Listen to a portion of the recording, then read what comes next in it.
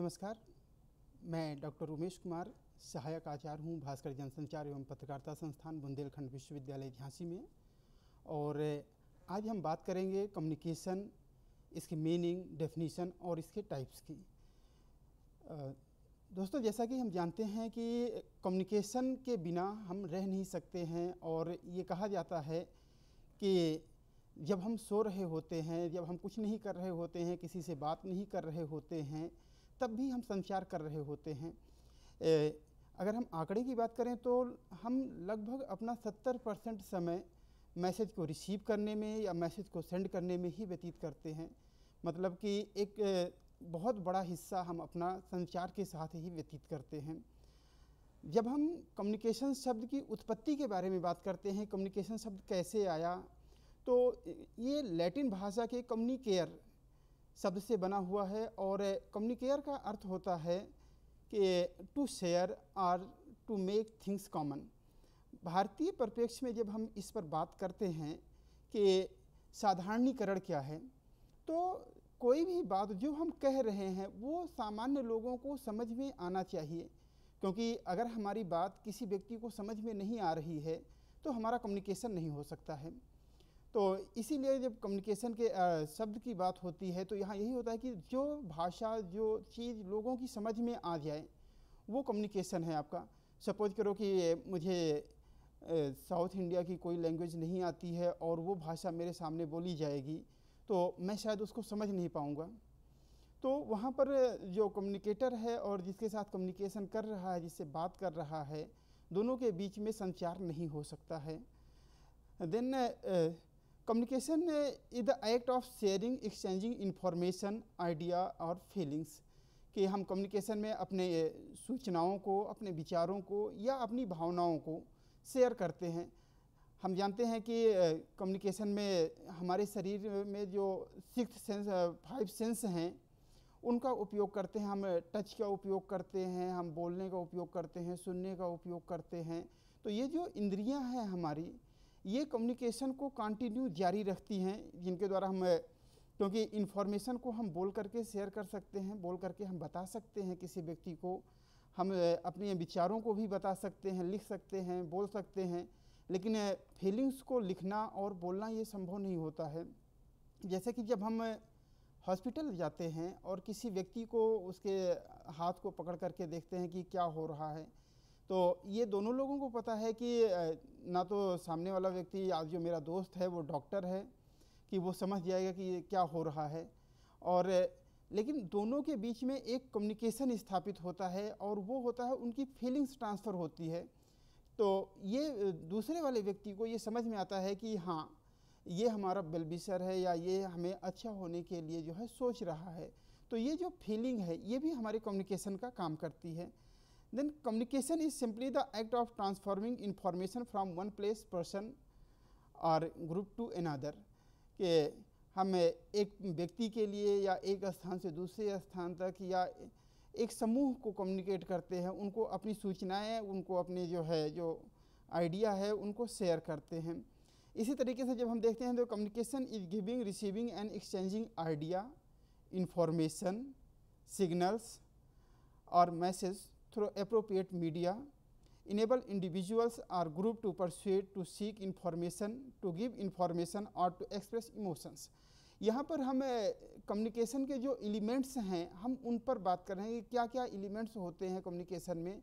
कई बार होता है कि हम मॉडल पढ़ते हैं, SMCR मॉडल के सेंडर, मैसेज, चैनल और रिसीवर। ये 4 चीज़ें होंगी तभी हमारा कम्युनिकेशन होगा।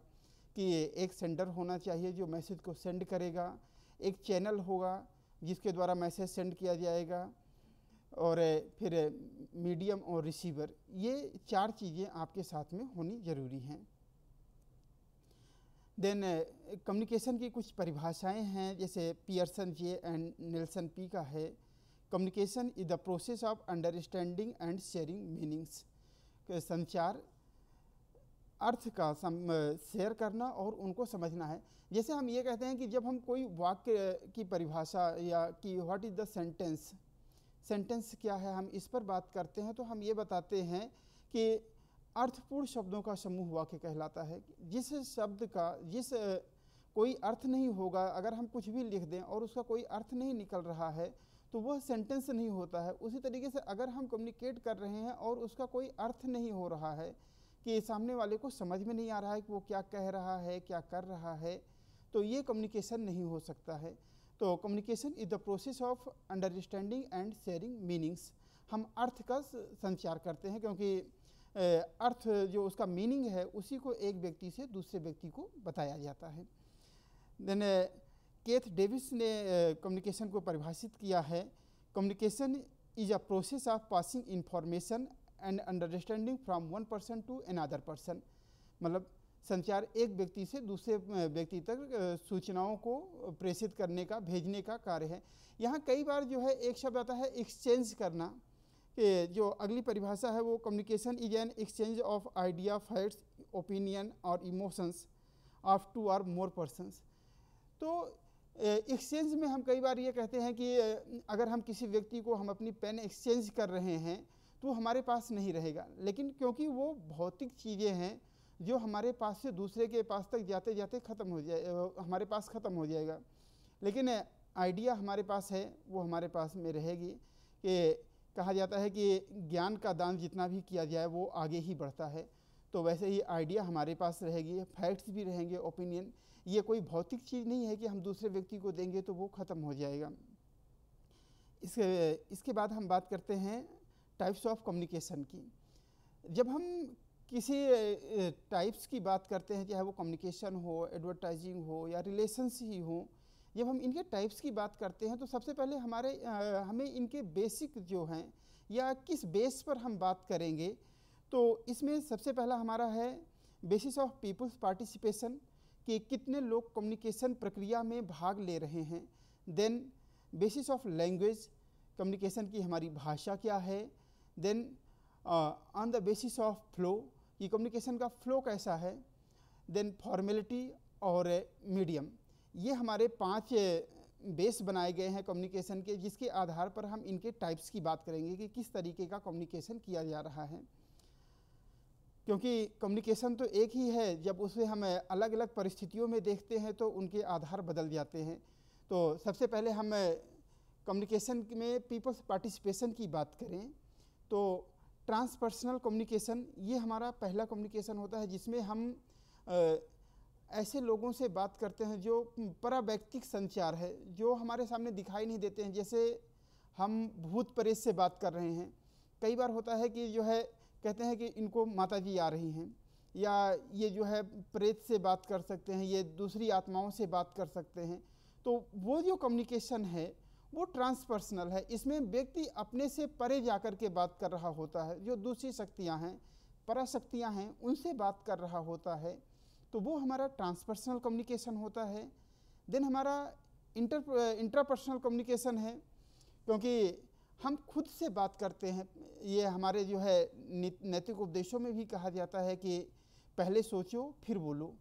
तो जो सोचने की प्रक्रिया है, क्योंकि वो हमारे विद इन माइंड चलता है, हमारे शरीर के अंदर ही वो चीज़ें घटित होती हैं, इसलिए जो है जो कम्युनिकेशन हम स्वयं से कर रहे हैं वो हमारा इंट्रापर्सनल कम्युनिकेशन है, मतलब अंतःवैयक्तिक संचार, ये हमारे अंदर घटित होता है।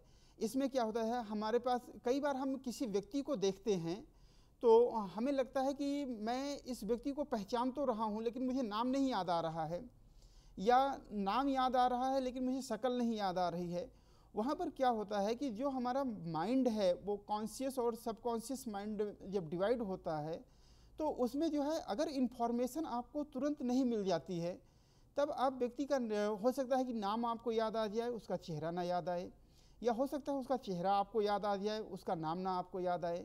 तो ये जो हमारे माइंड की स्थिति है, क्योंकि हम कॉन्शियस माइंड में कम्युनिकेट करते हैं, मतलब चेतनावस्था में हम व्यक्ति को बात कर सकते हैं, सब कॉन्शियस माइंड में हम चीज़ों को सोच सकते हैं, या जो हमारी स्टोरेज होती है पूरी इन्फॉर्मेशन की वो हमारे सब कॉन्शियस माइंड में होती है।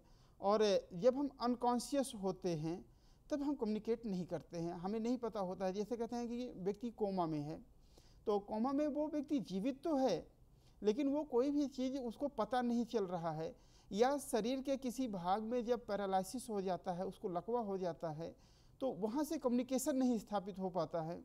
और मनुष्य के शरीर में जो ब्लड है वो कम्युनिकेट करने का काम करता है। और ये सिस्टम इतना अच्छे तरीके से डिज़ाइन किया गया है कि जैसे किसी व्यक्ति को बहुत ज़्यादा चोट लग जाती है तो हमारा ब्लड जो है वो सीधा माइंड को इन्फॉर्मेशन नहीं भेजता है, वो उसको रोक देता है कि हाँ बहुत ज़्यादा दर्द अगर हो रहा है तो बताया नहीं जाता है कि दर्द हो रहा है। जैसे क्या होता है कि रिलेशन में अगर किसी की डेथ हो जाती है तो वहाँ बिल्कुल नहीं बताया जाता है कि जो है आपके पर्टिकुलर रिलेटिव की डेथ हो गई है या वो नहीं है। जैसे जैसे वो व्यक्ति अपने घर के पास में पहुँचता जाता है उसको धीरे धीरे सूचनाएँ उसकी दी जाती हैं, और जब वो अपने घर पहुँच जाता है या उस निर्धारित स्थान पर पहुँच जाता है तब उसको ये बताया जाता है कि उनकी मृत्यु हो चुकी है या वो नहीं है अब। वैसे ही हमारी जो बॉडी है वो रिएक्ट करती है कि अगर बहुत ज़्यादा दर्द है तो वो हमारे माइंड को इन्फॉर्मेशन नहीं भेजता है, वो हमारे माइंड को नहीं बताता है कि जो है बहुत ज़्यादा परेशानी हो रही है, क्योंकि दिमाग उस चीज़ को सह नहीं पाएगा तो दूसरी समस्याएं शुरू हो सकती हैं। तो इसके लिए वो धीरे धीरे सूचनाओं को वहाँ पर भेजने का काम करता है। तो इस तरीके से हमारा पूरा इंट्रापर्सनल कम्युनिकेशन चलता है।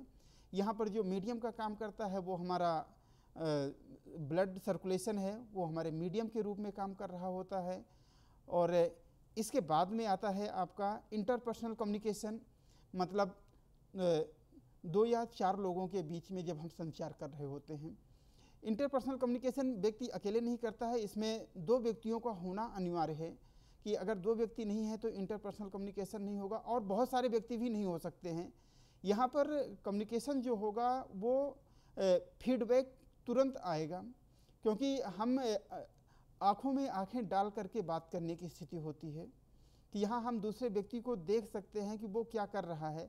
अगर कोई व्यक्ति जो है आपसे बात नहीं करना चाह रहा है इंटरपर्सनल कम्युनिकेशन में, आप हैं मतलब 2 लोग आप बात कर रहे हैं, बात नहीं करना चाह रहा है, तो आप देखेंगे कि वो इधर उधर देख रहा है, वो आपकी तरफ नहीं देख रहा है, तो आप उससे बात नहीं कर सकते हैं। अगर हम आई कांटेक्ट नहीं रखेंगे इंटरपर्सनल कम्युनिकेशन में तो हमारा संचार नहीं हो सकता है। जैसे ये किया जाए कि 2 व्यक्तियों को अपोजिट डायरेक्शन में बिठा दिया जाए, उनकी दोनों के मुंह जो है वो अलग अलग साइड को कर दिया जाए, तो वो आपस में बात नहीं कर सकते हैं।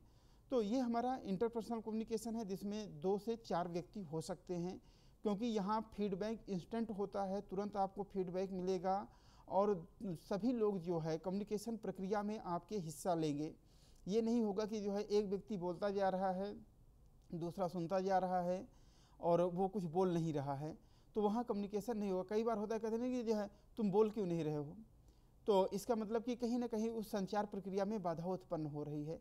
फिर ग्रुप का कम्युनिकेशन होता है कि हम समूह संचार होता है, जिसमें 4 से लेकर के मतलब 5 से लेकर के 16-17 लोग तक हो सकते हैं। यहाँ पर भी होता है कि हमारा फीडबैक इंस्टेंट होता है, तुरंत होता है, लेकिन यहाँ ये ज़रूरी नहीं होता है कि हर व्यक्ति कम्युनिकेशन प्रक्रिया में भाग ले। हो सकता है कि कुछ व्यक्ति आपके साथ में बात कर रहे हैं, कुछ व्यक्ति किसी और काम में लगे हुए हैं। जैसे हम क्लास में हैं या जो है किसी मीटिंग वगैरह में होते हैं, वहाँ पर कुछ लोग मैसेज करने में लगे हुए हैं, अपने मोबाइल में लगे हुए हैं और मीटिंग चल रही है, कुछ लोग उसको रिस्पॉन्ड कर रहे हैं। तो ग्रुप में हर व्यक्ति कम्युनिकेट करेगा ये ज़रूरी नहीं है, लेकिन इंटरपर्सनल कम्युनिकेट में हर व्यक्ति कम्युनिकेट करेगा ये ज़रूरी है। यहाँ पर भी कोई मीडियम की ज़रूरत नहीं है। इंटरपर्सनल और ग्रुप कम्युनिकेशन बेसिकली जो होता है वो एयर पर होता है, वो वायु तरंगों पर ही ये कम्युनिकेशन किया जाता है। यहाँ पर हम किसी मीडियम का उपयोग नहीं करते हैं कि हवा का जो फ्लो है उससे हम समझ जाते हैं। फिर आता है मास कम्युनिकेशन। मास कम्युनिकेशन, इसके जो हम डेफिनेशन पर आते हैं तो a large number of peoples with difference geographical area, कि लोगों का एक बहुत बड़ा समूह और इनकी जो जियोग्राफिकल एरिया है, भौगोलिक क्षेत्र है, वो भी अलग होता है, कि ये एक जगह पर इकट्ठा नहीं होते हैं कि किसी एक जगह पर हैं, हम उनको कम्युनिकेट कर रहे हैं। और यहाँ पर जो ऑडियंस है आपकी वो आइडेंटिफाइड नहीं हो सकती है, क्योंकि उसको आप सेगमेंटेशन नहीं कर सकते हैं ऑडियंस का, कि वो किस एज ग्रुप के होंगे, किस जेंडर के होंगे, किस इकोनॉमिक ग्रुप के हैं। आप उनको केवल परसीव कर सकते हैं। कि जैसे हम जब ये देखते हैं कि दूरदर्शन पर दोपहर में 12 बजे से लेकर के शाम को 3 बजे तक सॉप ओपेरा के प्रोग्राम दिखाए जाते हैं ज़्यादातर। तो ये माना जाता है कि इस समय पर ज़्यादातर व्यूअर जो है हाउसवाइफ्स या महिलाएं होंगी जो सॉप ओपेरा के प्रोग्राम देखना चाह रही होंगी। तो हम केवल परसीव करते हैं कि ये लोग हो सकते हैं, लेकिन हम ये कह नहीं सकते हैं कि उस समय पर महिलाएं ही टेलीविज़न देख रही हों। हो सकता है कि बहुत सारे लोग टेलीविज़न देख रहे हों, और किस एज ग्रुप के हैं हम इसको भी नहीं परसीव कर सकते हैं। यहाँ पर मीडियम का उपयोग करना अनिवार्य होता है। अगर हम मास कम्युनिकेशन में हैं तो बिना मीडियम के, चाहे वो टेलीविज़न का उपयोग करें, चाहे वो हमें रेडियो का उपयोग करें या हम न्यूज़पेपर का उपयोग करें, इनका उपयोग ज़रूरी होता है। इनके बिना हम कम्युनिकेशन नहीं कर सकते हैं। देन फिर आपका आता है communication on the basis of language, कि भाषा के आधार पर कम्युनिकेशन किस तरीके का होगा। भाषा का जब हम शब्द सुनते हैं तो कई बार हमें जो हिंदी, इंग्लिश, अवधी, पंजाबी ये भाषाएं याद आती हैं। यहाँ पर हमारा उससे मतलब नहीं है कि कौन सी भाषा हम बोलते हैं। यहाँ पर हमारा मतलब है कि हम वर्बल कम्युनिकेशन मतलब शाब्दिक संचार करते हैं या गैर शाब्दिक संचार या नॉन वर्बल कम्युनिकेशन। क्योंकि जब हम कम्युनिकेशन कर रहे होते हैं या तो हम बोलकर शाब्दिक संचार में होते हैं, हम कोई चीज़ बोल रहे होते हैं या कोई चीज़ लिख रहे होते हैं तो संचार होता है। तो जब हमारा कम्युनिकेशन रिटन या ओरल होगा, हम कोई चीज़ बोल रहे हैं, जैसे आप जो देख रहे हैं ये रिटन फॉर्म में आपके सामने दिख रहा है, तो ये रिटन कम्युनिकेशन है। जो हम बोल रहे हैं ये आपको सुनाई देगा, ये आपका ओरल कम्युनिकेशन है। तो वर्बल कम्युनिकेशन में हम दो टाइप की बात करते हैं, एक हमारा रिटन है, एक हमारा ओरल है। देन हमारा नॉन वर्बल कम्युनिकेशन है। नॉन वर्बल कम्युनिकेशन में काइनेसिक मतलब हम जब बात कर रहे होते हैं तो अपने हाथ को, अपने सिर को, अपनी बॉडी लैंग्वेज को एक तरीके से प्रकट कर रहे होते हैं कि हम क्या कह रहे हैं। हमें हाँ बोलना है, हम नीचे को सिर करते हैं, बोलते हैं हाँ, नहीं बोलना है नहीं बोलते हैं। तो शब्द निकलने से पहले ही हमारे बॉडी उसको रिस्पॉन्ड करती है कि हम क्या कहना चाह रहे हैं। तो जब हम अपनी शारीरिक भाषा के द्वारा संचार करते हैं तो वो हमारा जो है काइनेसिक के अंतर्गत आता है। फिर आपका हैप्टिक्स है, इसमें कम्युनिकेशन बाय टच, हम छू करके कम्युनिकेट करते हैं। कि जैसे मैंने अभी आपको पहले बताया कि हमें नहीं पता है कि पेशेंट को क्या हुआ है, लेकिन वो मेरा दोस्त है, हम उसको जब छूते हैं तो उसको लगता है कि हाँ कुछ चीज़ें हम लोगों के बीच में ट्रांसफ़र हुई हैं या कुछ चीज़ें हम लोगों के बीच में ट्रांसफ़र हो रही हैं। तो ये जो कम्युनिकेशन है वो हैप्टिक मतलब हम छू करके कम्युनिकेट करते हैं। देन वोकैलिक्स मतलब पैरा लैंग्वेज का कम्युनिकेशन, जहाँ पर हम बोल नहीं रहे होते हैं, वो हमारा जो संचार होता है कि हम शांत हैं तब भी, क्योंकि कम्युनिकेशन की जो प्रक्रिया है वो बर्थ के पहले से लेकर के जब तक हमारा अंतिम संस्कार नहीं हो जाता है तब तक चलती रहती है। कि बच्चे के जन्म से पहले ही जो है ये पता कर लिया जाता है कि बच्चा कैसा है, और जन्म के बाद कई बार होता है कि हम कहते हैं कि बच्चे ने जन्म लिया तो वो रोना शुरू किया। आई थिंक कि वो हम कम्युनिकेशन के हैं तो हम ये नहीं सोचते हैं कि उसने रोना शुरू किया, वो रोता नहीं है, वो ये बताता है कि हम इस दुनिया में आ गए हैं, आप हमारा भी स्वागत कीजिए। कि वो आपको कम्युनिकेट करता है कि हाँ मैं ठीक हूँ। अगर बच्चे ने कोई रोने की आवाज़ या नहीं रोया तो परेशानी शुरू होती है कि बच्चे ने रोया नहीं, डॉक्टर तुरंत उस पर जो है काम करना शुरू कर दें। लेकिन अगर बच्चे ने तुरंत रो दिया तो हम उसको रोना समझ लेते हैं, लेकिन वो अपनी तरफ से वो इस चीज़ को इंडिकेट कर देता है कि हाँ मैं ठीक हूँ और मैं यहाँ पर आ गया हूँ। उसके बाद फिर प्रॉक्सिमिक्स है कि डिस्टेंस से कम्युनिकेशन होता है, कि हम किसी व्यक्ति से कितनी दूरी पर कम्युनिकेट करते हैं। जैसे इसमें हमारा एक पर्सनल एरिया है, पर्सनल एरिया में जो आपके ब्लड रिलेटिव्स हैं वो उस एरिया में होते हैं, मतलब आपके 1 मीटर के अंदर और आपके शरीर तक आ सकते हैं। वो जैसे आपके जो बच्चे हैं वो आपके पास में एकदम आ सकते हैं, जहाँ पर आप सांस लेते हैं जहाँ तक आपकी नाक है वहाँ तक वो आ सकते हैं। तो जो आपके ब्लड रिलेशंस के हैं वो आपके पर्सनल स्पेस में होते हैं।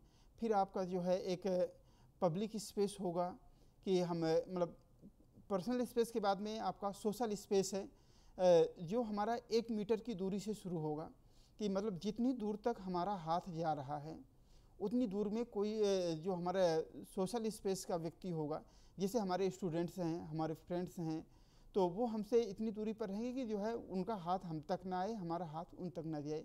ये हमारा जो है एक सोशल स्पेस है। फिर हमारा पब्लिक स्पेस होता है कि जैसे जब किसी नेता का विजिट होता है, बड़े नेता का, तो हम कहते हैं कि ये जो है पब्लिक गैलरी बनाई गई है कि इसके अंदर कोई नहीं आएगा। तो वो लगभग 30 से 35 फीट का होता है। तो उसमें इसलिए वो रखा जाता है कि चाहे वो सिक्योरिटी रीजन्स हैं या जो है हम इतनी दूरी से लोग हमें देख सकते हैं, इसके लिए एक हम अपनी दूरी बना करके रखते हैं या उस स्पेस को बनाया जाता है।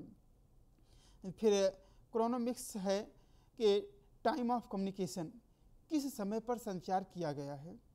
ये भी बहुत महत्वपूर्ण होता है कि अगर मेरा फ़ोन इस समय बजे तो मुझे कोई परेशानी नहीं होगी, किसी का भी फ़ोन होगा हम उठा लेंगे। लेकिन आप सोचो कि अगर आपका फ़ोन सुबह के 4 बजे आपके घर से फ़ोन आ रहा है, एक बार आपके दिमाग में बहुत सारी चीज़ें आना शुरू हो जाएगी कि सुबह 4 बजे ऐसा क्या हो गया कि इतनी समय फ़ोन किया गया। तो ये समय का कम्युनिकेशन है कि जैसे जब हम भोपाल गैस त्रासदी को पढ़ते हैं या कहीं लिखते हैं, तो उसमें हम यही लिखते हैं कि 2-3 दिसंबर की आधी रात। तो आधी रात शब्द का जब हम उपयोग करते हैं कि रात के 12 बज रहे थे, तो 12 बजे क्योंकि हम ये मान करके चलते हैं कि व्यक्ति सो रहा होगा। और ऐसे ही अगर कोई ट्रेन दुर्घटना होती है और रात में हुई है, तो उसमें भी यहीं से शुरू किया जाता है। जब आप न्यूज़ लिख रहे होंगे तो उसमें यही लिखते हैं कि जो है आधी रात को ट्रेन हादसा। तो पहले यहाँ पर समय महत्वपूर्ण हो गया कि भाई लोग सो रहे हैं, उस समय पर कोई घटना घटित हुई, अपने बचाव में वो कोई कुछ कर नहीं सकता है। तो जब समय महत्वपूर्ण हो गया है तो हम क्रोनोमिक्स का उपयोग करते हैं। तो ये हमारे जो कम्युनिकेशन है वो भाषा के आधार पर हैं। फिर फ्लो के आधार पर कम्युनिकेशन हमारा होता है कि किस तरफ को कम्युनिकेशन बहेगा। तो इसमें अपवर्ड और डाउनवर्ड कम्युनिकेशन होता है।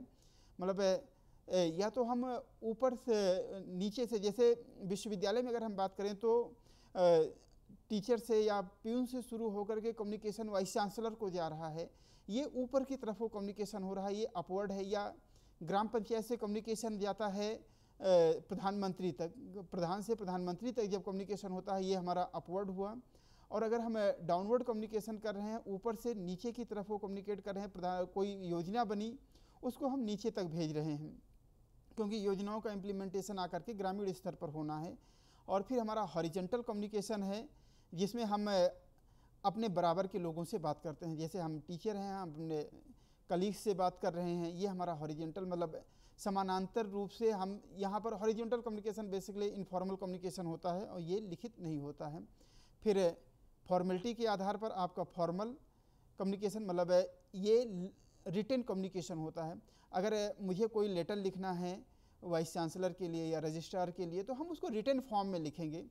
यहाँ पर हम जाकर के ओरली बात कर लें, ये कम्युनिकेशन नहीं होगा, क्योंकि यहाँ पर एक फॉर्मल सिचुएशन में आकर के बात होनी है। तो ये फॉर्मल कम्युनिकेशन है। Informal communication basically oral communication होता है, और ये हमारे फ्रेंड्स के साथ में, दोस्तों के साथ में होता है या कलीग्स के साथ में होगा। और फॉर्मल कम्युनिकेशन हमारी जो है अथॉरिटी के साथ में होता है। और फिर जब हम मीडियम की बात करते हैं, तो मीडियम में क्योंकि बेसिकली 3 मीडियम की बात होती है। ऑडियो कम्युनिकेशन, जहाँ पर हम बोल करके कम्युनिकेशन करते हैं, जैसे रेडियो है। विजुअल कम्युनिकेशन, जहाँ पर हम चीज़ों को देखते हैं, जैसे पेंटिंग है, फोटोग्राफ्स है, इन चीज़ों को हम देखते हैं, उससे कम्युनिकेशन होता है हमारा कि पेंटिंग में क्या दिखाया गया है या फोटोग्राफ में क्या दिखाया गया है, उसका कम्युनिकेशन। उसके बाद फिर ऑडियो विजुअल कम्युनिकेशन है, जहाँ पर शब्द भी होते हैं और उसके जो है आवाज़ भी हमें सुनाई देती है, वो ऑडियो विजुअल कम्युनिकेशन है। Thank you.